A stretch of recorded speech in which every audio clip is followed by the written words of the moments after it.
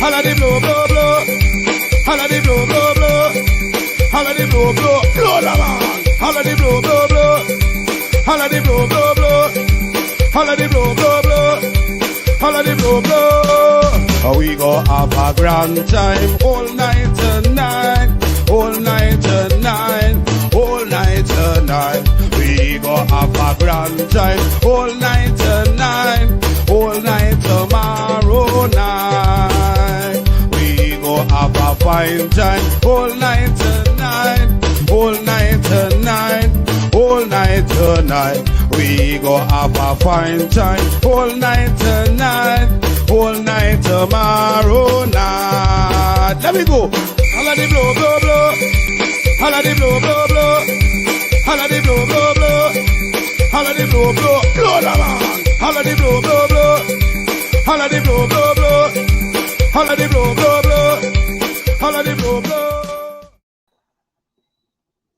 Well, good night, and how are you tonight? I'm hoping that your day was as good as mine, and you're looking forward to having a restful night. But you know what? We got a good thing happening here this evening. I'm going to be your guide this evening, Coretta McDonald, MP, and we're going to have a fantastic discourse this evening. Let me say to you, don't feel that you can't be a part of this conversation. This conversation is about all of us. And so this evening, I want to start off with talking about labor, because that's the platform that I'm shadowing. That's the minister that I'm shadowing. And so I want to talk to you a little bit about labor, what's happening in Guyana. And you know, it's quite disturbing sometimes, the manner with which we see things happening. Over the last 5 years, we have seen a transformation of not only the labor force, but we have seen a transformation with regards to how people operate, change in attitude. We have seen a total transformation of the Guyana police force that we used to have. And then all of a sudden, in one flash, you know, and you wonder what is happening. But anyhow, don't let me burden you down too much with that. Let's talk a little about what's happening in the labor force. We have recognized that COVID has come in not only like a bully, but COVID came and COVID took over every single thing.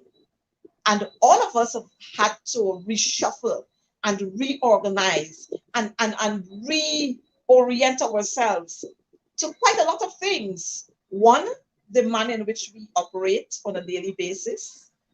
Two, our socializing, our lifestyles. Three, the manner in which we conduct our lessons, whether at schools or at university, and everything else COVID has caused us to change. And so we have got to now, we've had to decide to put on masks and to wash your hands regularly, because those are some of the only ways to keep ourselves safe. But you know, with all that is happening with COVID, we have a group of people, a group of uncaring people, I must say, a group of reckless people who have never really given any thought to COVID, you know. And here I'm talking about that illegal regime that is sitting there. They're sitting there occupying space, and the health and safety of this nation is of little or no concern to them. Could you imagine? We have our workforce prior to August 2nd. We would have had our workforce doing rotational systems. And we did that because we were concerned about the health and safety of our nation. And so you had 3 days per week, one set of staff going into work, and then you have on the other 2 days, another set of staff going into work. And we did that because we wanted to monitor and to maintain that kind of space. We wanted to maintain the kind of air that was flowing around in our offices. And more so, we did that to ensure that with the regular flow of persons coming in to transact business, we had enough spacing, enough flow to ensure that all are safe. The thing is here now, we have our workforce being returned to normal, the entire workforce, every day of the week, without even taking into consideration who is a carrier, who is not a carrier, those who are showing signs, those who are not showing signs, and the means by which we have to get to and from work. I think this is callous, very, very callous on the part of this illegal regime. But the thing is, we have returned to those days when our people are now fearful. And they're fearful not because they want to be fearful, but they're fearful because if you don't go out to work, you know what happens there with your salaries. You know what can happen to the positions or the status you hold. And so that's the kind of fear that we have seen being driven into our people, forcing them to do the things that they don't want to do.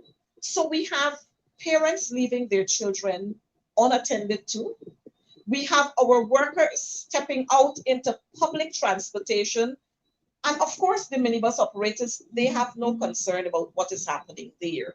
And this is so ridiculous. It is so disgusting to see the kinds of stress that our workforce, our people, our citizens have got to face with this illegal regime. However, let me say to all of us, don't lose hope. That silver lining is just beyond sight. Don't lose hope. But let me go a little further than that. We have seen this regime just rushing in, and they have been doing all sorts of things to our people, especially our Afro-Guyanese citizens. As of today, we have seen how our numbers would have risen to 957, I think it is, now being on the breadline. And most of these persons are Afro-Guyanese. And they're being dismissed left, right, and center for no just reason. The only reason I can imagine is because your skin texture is like mine, your hair texture is like mine, and it's presumed that you are a supporter of the coalition. And so we no longer have space for you. Your position has now become either redundant or irrelevant to us. I want to know if any one of those persons would have felt that way if the coalition government had treated their supporters like that. You know, we come from a group of people who put country first. And I want to say to you, and I want to say to the entire viewing public out there, whether you're here in Guyana or you're out there in diaspora, I want to say to you, that comrade, David Arthur Granger, a man of dignity, a man who, when he became president, he said to all and sundry, Guyana is our country. Guyana belongs to all of us, and we all will share in the glory of this beautiful country. And so when he became president in 2015, he never sought to put anyone on the breadline. He didn't go out there witch hunting. He was a man who decided that all of us will work together, whether you're a coalition supporter, your PPP supporter, your ANOC supporter, whoever you're supporting, whichever political party you support. He decided that we were going to work together. And so many of our workers that made up the workforce, they were kept in their positions. The only persons who were taken off of their positions were the ministers, because of course, if you're part of a government and you lose the elections, then you have to find another form of employment. Those were the persons who were taken off, and we had quite just about a few more who were relieved of their jobs, but everyone else maintained their jobs. But we've seen a complete turnover this time around, and it's absolutely disgusting. Within our labor force, we have seen two or three things happening. We have seen persons not recognizing, one, the labor movement, the labor unions that recognize and represents these workers. We have seen, as soon as this government came on board, we have seen the whole chunk of finances that have been thrown into reviving the sugar estates, which we all know that it cannot happen again. But we've seen lots and lots of monies thrown there to revive the sugar estates. And what have we seen happening to the workers who form part of the Bauxite Workers Union? Nothing happening for them. Since last February, many of them were thrown on the breadline because the Russell Company decided that they were going to continue to treat workers anyhow. They were going to continue to treat our Guyanese citizens anyhow. And so they were thrown on the breadline. From February to April or May, we had the coalition government offering subsidies to these workers. Because of course they have families to maintain. Of course they have to live, they have to eat, they have to wear. But we have seen absolutely nothing being mentioned, whether it's in the budget or by any other forms of talks, mentioning the bauxite workers. And so one would want to presume that maybe, or it is because these persons are Afro-Guyanese, most of them. No one in this illegal regime cares about their existence. And this is one of the atrocities that we have to very forcefully address. Let me say to you, we as an opposition, we have started compiling the names of all of those persons who have been relieved of their jobs. And we are going to have these persons sit. We deal with their issues on a case-by-case basis. And then we are going to ensure that we strategize in such a way that we would need to have answers as to why these persons were relieved of their jobs. We will have to go out there as a people, as an opposition force, to ensure that some form of satisfaction and maybe acceptance once more into the public service for these persons. We cannot sit idly by and allow our people to suffer, whether you're Black or you're Indian or you're Amerindian or you're half Chinese. We cannot allow this illegal regime to continue to have our people suffer. Like I said before, we enjoyed 5 good years of governance. And I want to say to this illegal regime, if you're a government, then you have to cater for all the people, not some of the people. And you know what we have seen recently? We have seen the rich getting richer and the poor getting poorer. And coming from labor, we are not going to allow this. And it's such a shame, it's such a disgrace that we would have signed on to so many conventions of the ILO. And this administration, they have violated almost all of them. We have seen the kind of disrespect that is being meted out to women and the children and the men, of course.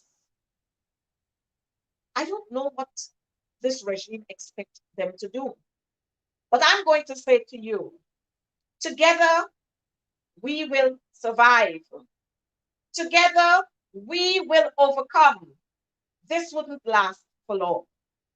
My brothers, my sisters, my comrades, fellow citizens, those here and those afar, let me say to you, Labour will not leave any stone unturned because our people will have to get justification. Our people will have to be returned to their jobs. Our people will have to live just like others are living. And you know, with saying this, it brings me to the point where I remember this song coming from the late great Bob Marley. And I'm gonna have that for you a little later in the program. But I just want to say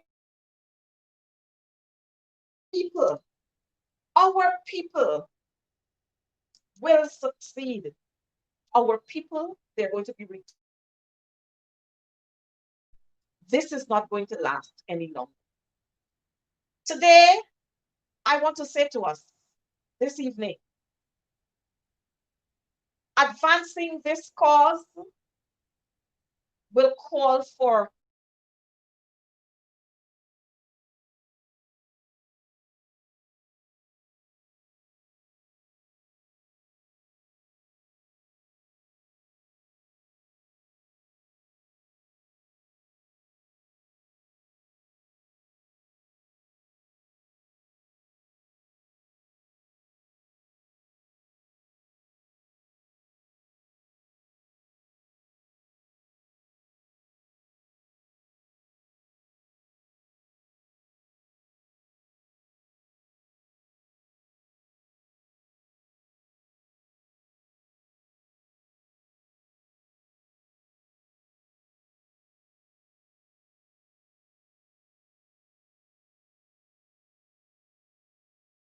one to cause our people harm. We cannot continue to allow for another 700 or maybe more than that young men to lose their lives. We have to stand up for our people. We have to work as an opposition to ensure that every single Guyanese is counted. We have to remind this regime that regardless of whether they voted for you or they did not vote for you, you are there. You want to be there, and you will have to serve the people the way the coalition did it 5 years ago. I want to say to all of us, Labour will engage Labour, and we have already started the process of writing to Labour unions across the country, writing to Labour unions within the Caribbean, and writing to Labour unions further afield. We've already spoken to the ILO, and we are going to ensure that our people not continue to suffer what our foreparents suffered many, many years ago. Our foreparents laid the path for us, and we will not endure any longer any form of victimization, any form of marginalization, or any form of being second-class citizens from this illegal regime. I'm going to allow you to listen to Brother Bob Marley.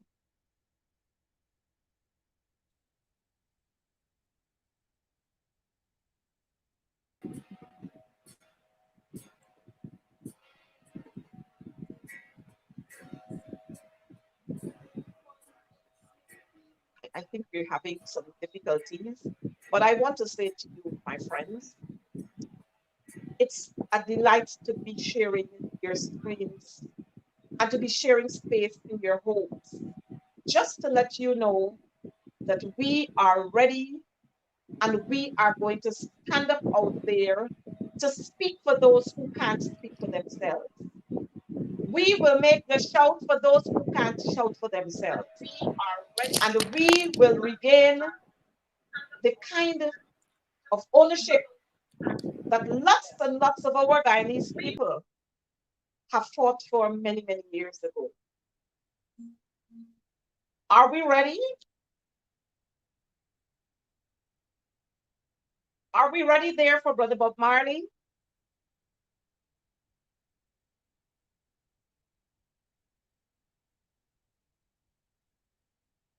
I think we're having some bit of technical difficulties there. I'm not sure what is happening. But I want you to know, advancing the cause is what I will continue to do for you. Advancing the cause is what we, as an opposition group, will continue to do. And we are going to ensure that we leave no stones unturned. Yes, I can hear you saying, oh, we're taking too long. But just remember that in order for you to be successful, you have to have your strategies in place. You have to strategize. And that is what we've started doing, we've been doing.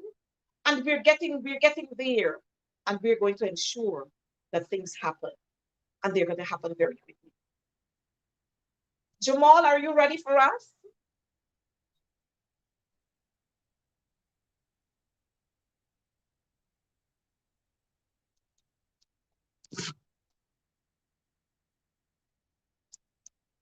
I wonder if Jamal is ready for us, or we're still having some.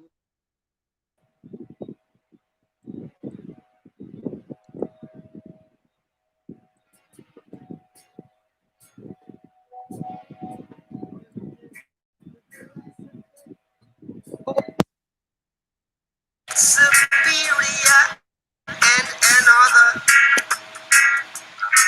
inferior is finally. Yes, that's Brother Bob Marley there for you. Permanently discredited and abandoned.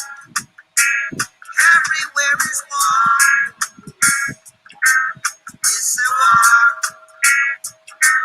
that until they're no longer first class and second class citizens of any nation,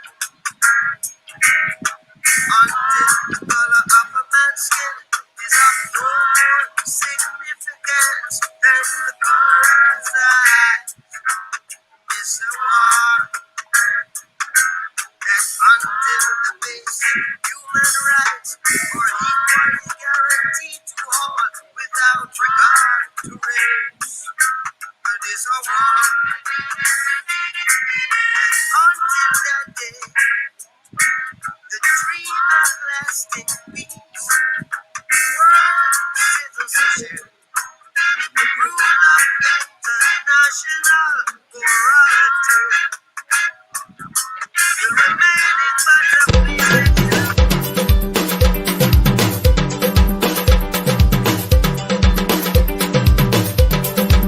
Holla the blow, blow, blow. Holla the blow, blow, blow. Holla the blow, blow, blow. Holla the blow, blow, blow the man. Holla the blow, blow, blow. Holla the blow, blow, blow. Holla the blow, blow, blow. Holla the blow, blow. We go have a grand time all night tonight. All night tonight. All night tonight. We go have a grand time all night tonight. All night tomorrow night. We go have a fine time all night tonight. All night tonight. All night tonight. We go have a fine time. Talking about. So take care, be safe, have a pleasant night, and I remain your humble servant, Coretta McDonald.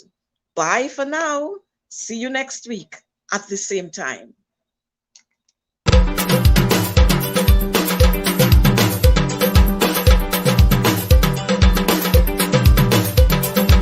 Holla the blow, blow, blow. Holla the blow, blow, blow. Holla the blow, blow, blow. Holla the blow, blow, blow the man. Holla the blow, blow, blow. Holla the blow, blow, blow. Holla the